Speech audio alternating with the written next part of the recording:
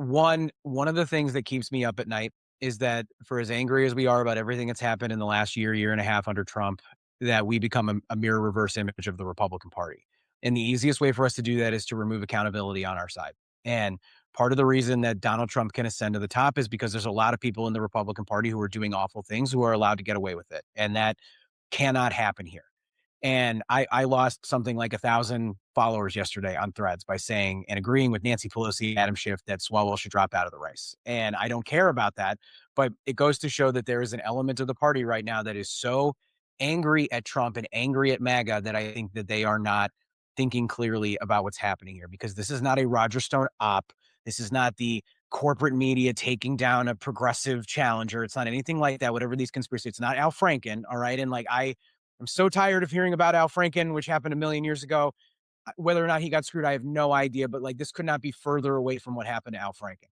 These are credible allegations. I know one of the women who is making these accusations. It's very credible. And if it wasn't credible, you wouldn't see multiple United States senators, the former Speaker of the House, Nancy Pelosi, and a lot of others dropping their support for Swalwell. You would also see Swalwell's response would be different. If Swalwell had not done anything wrong, he would not have sent cease and desist letters to these women. He would not have attacked them and spread rumors about them. He would not have shot that video yesterday where he claimed that they were all lies and anonymous while also apologizing to his wife. And it drives me nuts when Swalwell is like, these are all anonymous allegations when they're not all anonymous allegations. Some of them are, but there are women who have come forward that have used their name.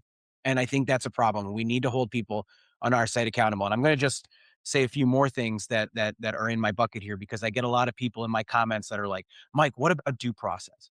Due process is about the law. I'm not suggesting you throw Eric Swalwell in a prison cell right now for whatever he may or may not have done. I don't know what he did. There should be an investigation, but he's running for governor right now in a crowded Democratic primary. If he becomes the governor of California, he becomes one of the most important members of the Democratic Party, one of the most visible members of the Democratic Party. He will control the fourth largest economy in the world, period.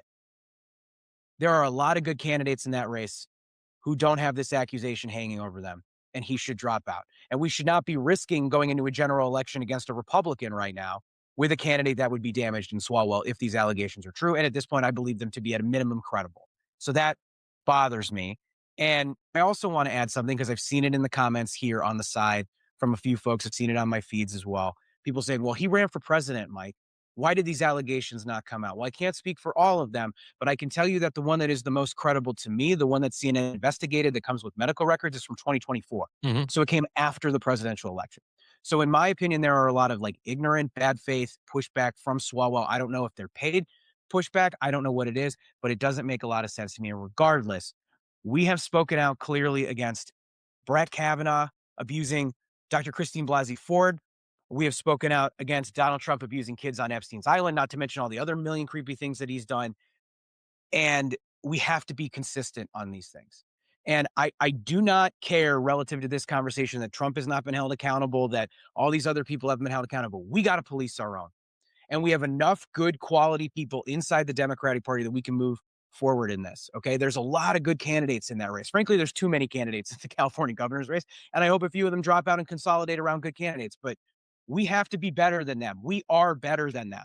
The fact that Trump gets away with murder is irrelevant to what we do in the Democratic Party. And the minute that we stop policing people like Swalwell who do these things, people who are corrupt inside the Democratic Party, who insider trade, who abuse, whatever, the minute we stop doing that, we become just like them. And that's the minute that our politics stops being about improving people's lives. And if you look at the Republican Party right now, it is a party entirely fueled by grievance. That's it. The only thing that they care about, you said it earlier, right? The word cloud of that Trump was posting in 2024 was revenge and vengeance and anger. It cannot become that way in the Democratic Party because nothing that happens in Trump's Washington is about improving your life. It's all about putting money in their back pocket. If we elect a Democrat and remove accountability from this, it will all be about whoever that Democrat is. If we get hijacked by, I don't even know what our version of that would look like, to be honest with you. Stephen A. Smith takes over and starts running the most corrupt administration in Democratic history. I don't even know how that happens, but it could. We will be no different than them, and nothing will get better in this country. And we'll lose again in the way that Republicans are losing right now. So let's be better than them. And we have a lot of really good candidates in that race. Go pick your flavor of Democrat and go fight.